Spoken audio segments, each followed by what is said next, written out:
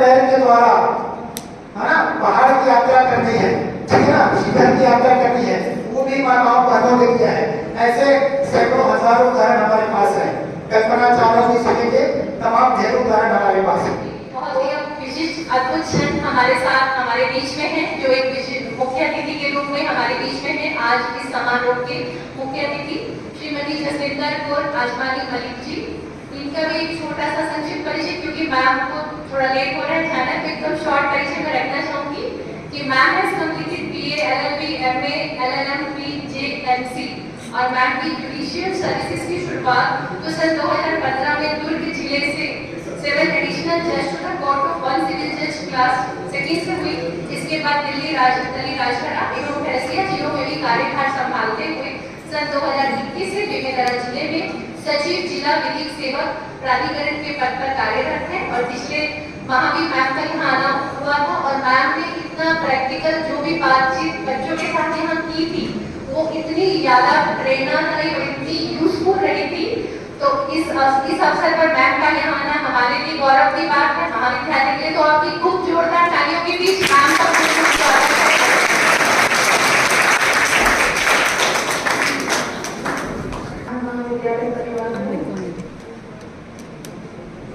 आप लोगों ने मुझे मुख्य अतिथि के रूप में यहाँ चयनित किया है और आमंत्रित किया है, उसके लिए मैं अपने जिला न्यायालय परिवार से आप लोगों को धन्यवाद दे रही हूँ। मैंने जब अपने डिस्ट्रिक्ट जज साहब से परमिशन लिया से ऐसी बात है और मुझे वहाँ जाना है, आपकी अनुमति हो तो मैं वहाँ जाऊँ। साहब ने तो सहर्ष खुले दिल से बहुत खुश होकर के उन्होंने कहा कि आप बेशक जाइए, जरूर जाइए।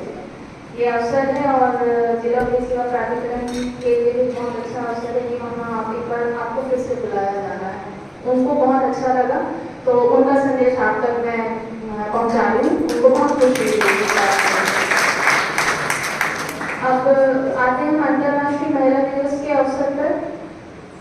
आप सभी ने बहुत अच्छी अच्छी बातों को कहा है, गरिमा में उपस्थिति आप सबकी है यहाँ पर।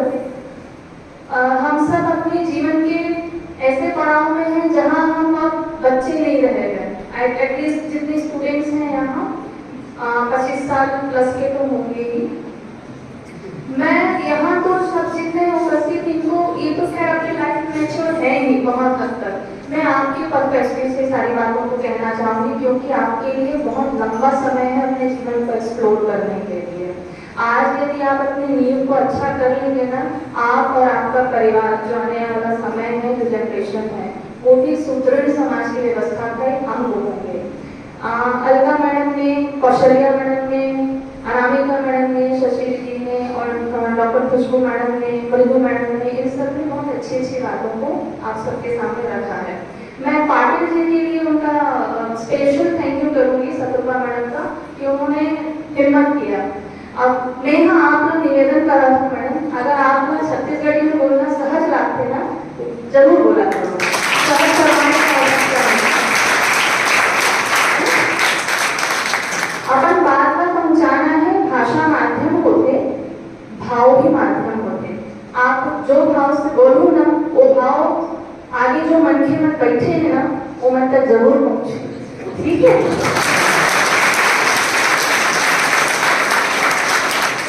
आप भविष्य में भी इसका जो है आप ऐसे प्रैक्टिस करती रहेंगी तो अच्छे से बोलेंगी। एनीवेज, मैं इसलिए हिम्मत मिली कहने की, मैं जब सिविल जज एग्जाम दी थी, आप यकीन मानेंगे मेरा इंटरव्यू छत्तीसगढ़ी में हुआ था। PSC एग्जाम फाइट करके हम आए हैं और मैं लगभग 7 साल तक इस परीक्षा के लिए बहुत हाथ पैर मारी हूँ, मध्य प्रदेश और यहाँ, कि भाई मेरा हो जाए। और उस दौरान में जो पद निकलता था वैकेंसी में, हर जगह फॉर्म भरती थी, चाहे वो महिला सुपरवाइजर हो, मितानिन हो, आंगनबाड़ी कार्यकर्ता हो, SIA लेवल की तो एज मेरी क्रॉस हो चुकी थी। जो ADO एग्जाम होता है आपका, जिला शिक्षा अधिकारियों की सब जो ADO का, मैं CG सेट क्वालिफाइड भी हूँ। PhD करने का मेरा था, पर सिलेक्शन सिविल जज में हो गया, तो मैं शिक्षा के क्षेत्र में नहीं जा पाई। पढ़ाना मुझे बहुत अच्छा लगता है, शौक है मेरा। मेरी बहनें भी टीचर हैं, मैंने आपको बताई थी, मेरी बहनें प्रिंसिपल है, एक बहन। महिला सशक्तिकरण के रूप में देखूँ, मैं मेरे परिवार से मृदु मैडम की तरह शुरू करूँगी। मैंने भी अपनी नानी, अपनी माँ, अपनी मौसी, मेरी बड़ी बहन, इन सबको मैंने लाइफ में स्ट्रगल करते देखा है। अब दो सिक्के की दो पहलू हैं। महिला सशक्तिकरण, महिला दिवस मना रहे हैं, बहुत अच्छी बात है, लेकिन हम उसकी जो दूसरे पहलू है ना, पुरुष वर्ग, उसको हम कहीं ना कहीं जो है उनको अप्रत्यक्ष रूप से चोटिल कर रहे हो, आहत कर रहे हो। मेरा रिक्वेस्ट ये है, अभी कौशल्या मैडम ने जो बताया कि जो स्वरूप समाज का परिवर्तित होते जा रहा है, समानता की होड़ में, उस दौड़ में आजकल की जो महिला वर्ग है, जो लड़कियां हैं, जो उन्होंने कहा कि जो उस श्रृंखल श्रेणी में आती जा रही हैं, अपने लेवल से या अपने लिमिट जो है उसको क्रॉस कर रही है, जिसकी वजह से वो अपराध का स्वरूप परिवर्तित होते जा रहा है। मैं सहमत हूँ, इत्तेफाक करती हूँ मैं डीएसपी मैडम के इस वक्तव्य से। इसके लिए बहुत जरूरी है कि हम हमारे घर परिवार से जो नैतिक मूल्य होता है ना, जो नैतिकता की आवश्यकता है, वो हम घर से शुरू करें, क्योंकि ऐसे ऐसे विभत्स अपराध हमारे सामने आते हैं, हमको सोचकर बड़े दुख और बहुत हैरानी होती है। इस पे दो लाइन है कि किस रावण की भुजा उखाड़ो, किस लंका में आग लगाओ, घर घर रावण घर घर लंका, इतने राम कहाँ से लाओ। तो हमको राम चाहिए, राम इन द सेंस में आदर्श पुरुष है। हम हमारे परिवार में जो हमारे बच्चे हैं, जो पुरुष और महिला है, बेटी है बेटा है, हमें उनको बताना और सिखाना बहुत जरूरी है कि आपके जीवन में आप स्वयं अपने आप में महत्वपूर्ण हो, साथ ही साथ आपकी माँ, बहन, पत्नी, भाई, महिला संबंधित जो भी रिश्ते आपके साथ हैं, इर्द गिर्द हैं, वो भी उतने ही महत्वपूर्ण है। ईश्वरीय देन के अनुसार आपका शारीरिक बनावट पृथक पृथक है, परंतु वो आप मानव, आप जब उनका रेस्पेक्ट करेंगे तब बदले में आपको भी रेस्पेक्ट मिलेगा, है ना। आप उनकी तकलीफों को, उनकी आवश्यकताओं को समझेंगे तो वो भी आपको समझेंगे। ये सत्य है कि महिलाओं का जो सहन शक्ति है, उनका जो पेशेंस है, ईश्वर प्रत्ये जो गुण, जैसे मैडम ने बताया, वो है, पर पुरुष वर्ग को भी बहुत जरूरी है। और ये जादू की छड़ी घुमा के नहीं आता। हम, आप लोग जो जिस संस्था से जुड़े हैं, प्रेरणा आप लोग जो चलाते हैं, जो नैतिक मूल्य है ना, धीरे धीरे इसका पतन होते जा रहा है। तो मैं आप लोग से निवेदन कर रही हूँ कि आप लोग इसको बचा के रखें, इसको संभालें, क्योंकि जो चीज आप भरे हुए रहेंगे वही आप दूसरों को पास ऑन करेंगे, है ना। आपके पास जो चीजें रहेंगी तभी तो आप दूसरों को बता पाएंगे, तभी तो वो चीज आप कर पाएंगे। घर में रहने वाली महिला, गृहिणी महिला और साथ ही साथ जो बाहर काम कर रही है, जो वर्किंग वुमेन है, दोनों इक्विवेलेंट इम्पोर्टेंट है, बहुत इम्पोर्टेंट है। दोनों का काम अपने आप में बहुत कठिन है। यदि पुरुष के हाथ में वो कार्य दे दिया जाए तो वो तो 2 दिन 1 दिन के बाद में तो वो हार जाएगा कि भैया मेरे बस की बात नहीं है। एक रुमाल ढूंढने में उसको दिक्कत होती है कि रुमाल कहाँ है, पर्स कहाँ है, घड़ी कहाँ है। आप समझिए उस चीज को कि वो महिला किन किन चीजों का मैनेजमेंट करके रखती होगी, है ना। तो ये आपको समझना जरूरी है, और समझने के साथ साथ छोटे छोटे तरीकों से आप एक दूसरे को एक्सप्रेस करिए। उस चीज को एक्सप्रेस आप किसी भी रूप से कर सकते हैं। जैसे किसी ने अभी कहा कि वर्किंग वुमेन बाहर आए तो हस्बैंड जो है सोफे पे बैठा है कि भाई वो चाय आने का इंतजार कर रहे हैं। छोटे छोटे जेस्चर आप अपने लाइफ में खुद से करें कि भाई हम ही कुछ उनके लिए कर लेंगे, तुम बैठो हम पानी ले आए। मैं आपसे एक्सपेक्ट नहीं कर रही हूँ, आपका अपना ट्यूनिंग है, हर कपल का अपना ट्यूनिंग होता है, ठीक है। तो आप अपने पापा हैं, आपकी मम्मी हैं, आपके घर में जो भी बड़े बुजुर्ग हैं, वो आप अपने हिसाब से मैनेज करिए कि आपको कैसे करना है। इस छोटे छोटे जेस्चर से आप खुश रहेंगे। अगर आप खुश रहेंगे तो आपका घर का, परिवार का माहौल हेल्दी रहेगा, हैप्पीनेस रहेगा, और उससे आपकी पॉजिटिविटी रहेगी और आपके कार्य क्षमता में वृद्धि होगी। क्योंकि आप जब मानसिक रूप से पीसफुल रहते हैं या कुछ पॉजिटिविटी रहती है तो आप कठिन से कठिन चीजों को पार पा जाते हैं। घर परिवार में देखिए सुख दुख लगा रहता है, कोई विकट परिस्थिति आ जाती है तो यूनिटी आती है कि सब एक साथ खड़े होते हैं ना कि नहीं सब हो जाएगा, ठीक हो जाएगा। पता मालूम है कि बहुत कठिन है, लेकिन घर के बड़े बुजुर्ग हिम्मत देते हैं कि नहीं सब ठीक हो जाएगा। महिला की अगर पुरुष महिला सदस्य है जो कि वरिष्ठ है, दादी नानी इस तरह की जो रहती है, उनसे ज्यादा बल मिलता है, संबल मिलता मिलता है। ये चीजें पुरुष वर्ग को, महिला वर्ग को, दोनों को सीखना जरूरी है, दोनों को समझना जरूरी है। मैं चूंकि न्यायाधीश हूँ, मैं उस लिहाज से एक दो बातों को यहाँ कहना चाहूंगी। अपराध छोटी बच्चियों के साथ भी हो रहा है, जैसे मैंने स्वयं 3 माह की बच्ची, 6 माह की बच्ची, 1.5 साल की बच्ची, 6 साल की बच्ची और जो बड़ी महिलाएं हैं 35 साल, 32 साल, 52 साल की महिलाओं के साथ भी अपराध होता है। कुछ तो फर्जी रहते हैं, कुछ तो गलत मामला रहता है, पर कुछ जेन्युइन रहता है। उसमें जैसे मैडम ने कहा कि उसकी क्या गलती है, उसकी गलती नहीं है, वो समय परिस्थिति में उस चीज का वो विक्टिम बन गई, वो शिकार बन गई। वो जो परिस्थितियां थी, वो जो विकृत मानसिकता थी, जो विभत्स मानसिकता थी, जो क्षणिक सुख के लिए या मजा करने के लिए या परेशान करने के लिए उस सो कॉल्ड जो भी दो एक या एक से अधिक जो पुरुष वर्ग है उन्होंने वो हरकत करी, उससे परिणाम कितना दुखद होता है। आप लोग प्लीज उसका मनन करिए, चिंतन करिए, विश्लेषण करिए। ये चीजें आपको ईश्वर ने एक अमूल्य जीवन दिया है।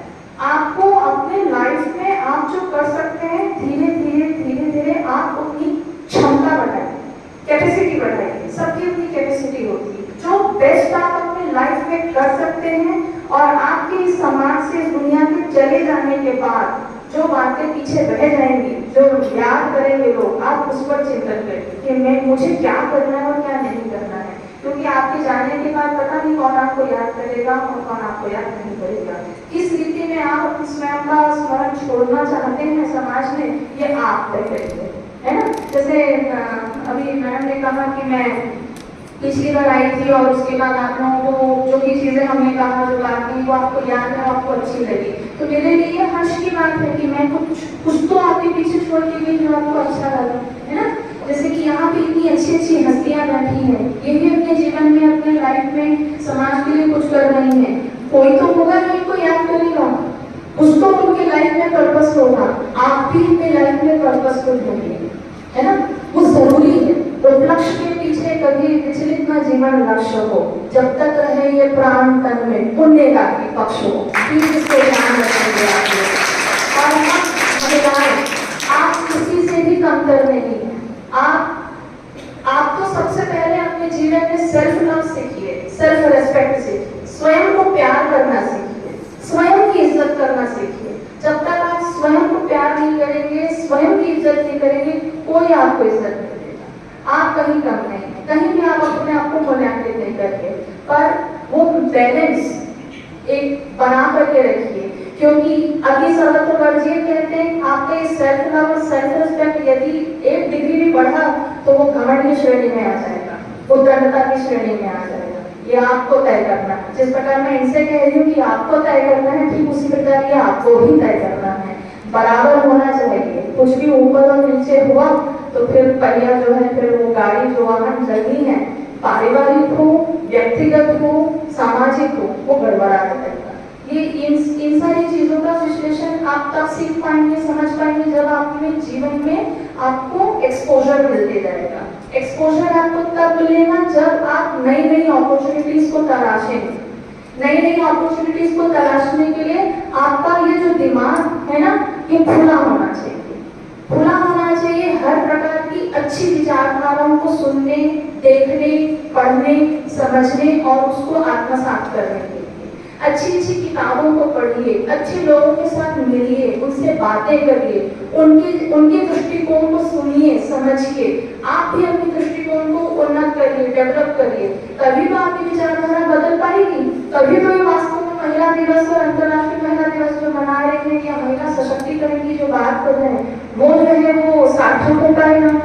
आज तो महिला भ्रूण की, बच्चों की हम क्या कहना चाहिए, फीमेल फिटिसाइड कर देते हैं। आमिर खान का एक शो आता था, सत्यमेव जयते। मेरे ख्याल से फर्स्ट शो में ही स्वरानंद किरकिरे जी आए थे। स्वरानंद किरकिरे जी को आप कभी सुनिए, बहुत अच्छा लिखते हैं और बहुत अच्छे लिरिसिस्ट हैं वो, जिसमें उन्होंने एक फीमेल फिटिसाइड पर, बच्चियों की भ्रूण हत्या पर उन्होंने गीत गाया था। ओरी चिड़ैया नन्ही सी गुड़िया अंगना में फिर आ जा रे,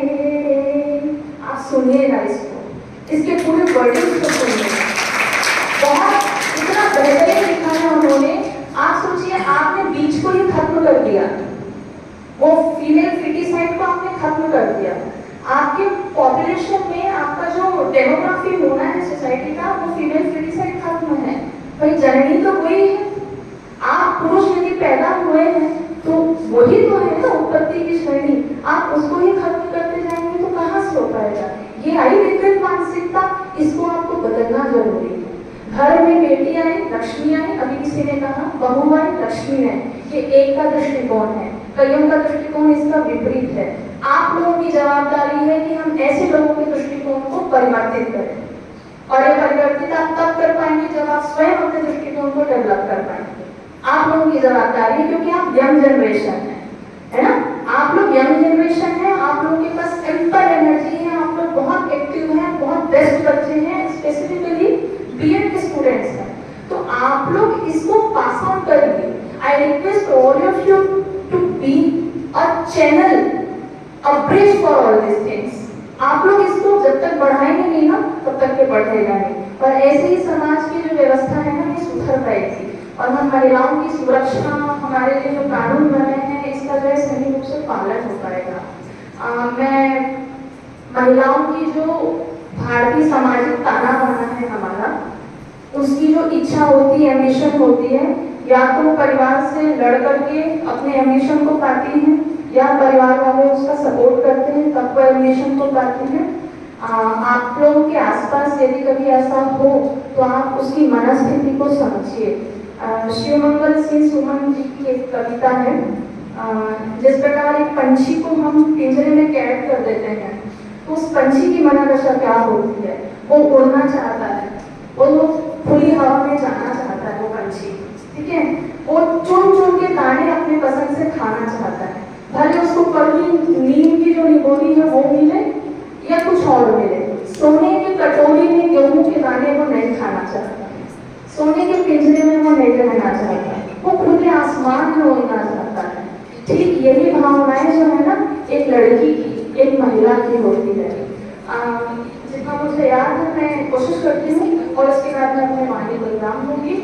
शीर्षक है हम पंछी उन्मुक्त गगन के, शिवमंगल सिंह सुमन जी ने इसको लिखा है। मैं बता दूं मैं जब मैं 8th क्लास में थी तब मैं इस कविता को पढ़ी थी, और कविता इतनी अच्छी लगी थी कि मुझे याद हो गया था। आज याद है या नहीं है मुझे नहीं पता, पर मैं प्रयास कर रही थी। हम पंछी उन्मुक्त गगन के पिंजर बंद ना गा पाएंगे, कनक तीलियों से टकराकर पुलकित पंख टूट जाएंगे। हम पहला जल पीने वाले मर जाएंगे भूखे प्यासे, कहीं भली है कटक निगोरी कनक कटोरी की मैना से। स्वर्ण श्रृंखला के बंधन में अपनी गति उड़ान सब भूले, बस सपनों में देख रहे हैं तरु की धुन की पर के झूले। ऐसे थे अरमान के उनते नील गगन की सीमा पाने, चाहे क्षितिज से खुलते चुलते तारक नार के गाने। नीड़ दो चाहे टहनी का, नीड़ दो चाहे टहनी का, नीड़ यानी कि घोंसला, नीड़ दो चाहे टहनी का आश्रय छिन्न भिन्न कर डालो, लेकिन पंख दिए हैं तो आकुल उड़ान में विघ्न न डालो, आकुल उड़ान में विघ्न न डालो। बहुत धन्यवाद मैम। एक भावपूर्ण, सभी के दिल इतने भाव से भरे हैं कि मैम का इतना स्पष्ट और इतना अधिक प्रेरक उद्बोधन जो हम सभी के दिल पर एक अमिट छाप छोड़ेगा, तो आप एक बार खूब जोरदार